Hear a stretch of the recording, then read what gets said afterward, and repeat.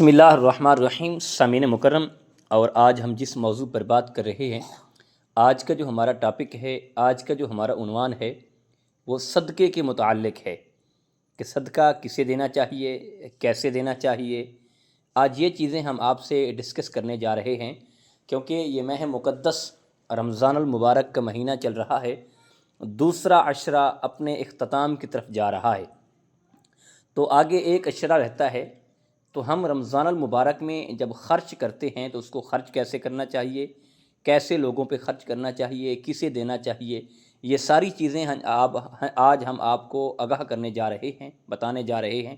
انشاءاللہ العزیز اگر آپ اس طریقے سے خرچ کریں گے، صدقہ کریں گے، تو اس کا آپ کو بہت بڑا فائدہ ہوگا. دیکھیں، سب سے پہلی بات تو یہ ہے کہ حدیث پاک میں آتا ہے، اللہ کے محبوب علیہ الصلاۃ والسلام نے ارشاد فرمایا کہ اپنی اولاد پہ خرچ کرنا بھی ایک صدقہ ہے. یعنی اپنی اولاد پہ بھی اگر آپ خرچ کرتے ہیں تو یہ بھی صدقہ ہے.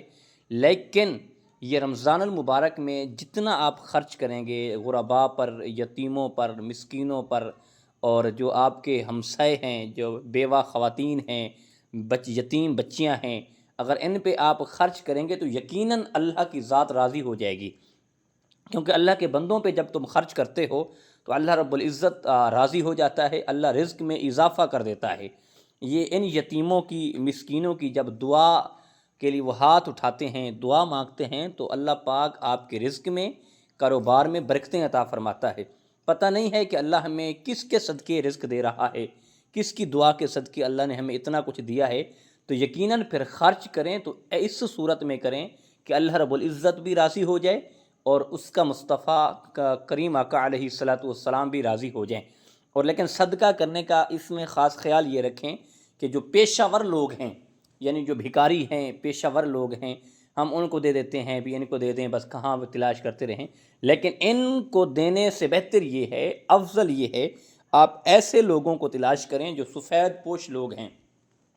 مثال کے طور پر آپ کے ہمسائے ہیں یا محلے میں کوئی رہتے ہیں جنہوں نے کبھی کسی کے سامنے ہاتھ نہیں پھیلایا، کسی کو جا کر اپنا یہ نہیں کہا کہ ہمارے حالات خراب ہیں، ہماری مدد کی جائے، ہماری ہیلپ کی جائے، ہمیں راشن دیا جائے، یا ہمارے بچوں کے لیے گھر میں کپڑے نہیں ہیں. یا جیسے بیوہ خواتین ہوتی ہیں، وہ بچوں کے معاملے میں بڑی پریشان ہوتی ہیں، بچیوں کے معاملے میں بڑے پریشان ہوتے ہیں.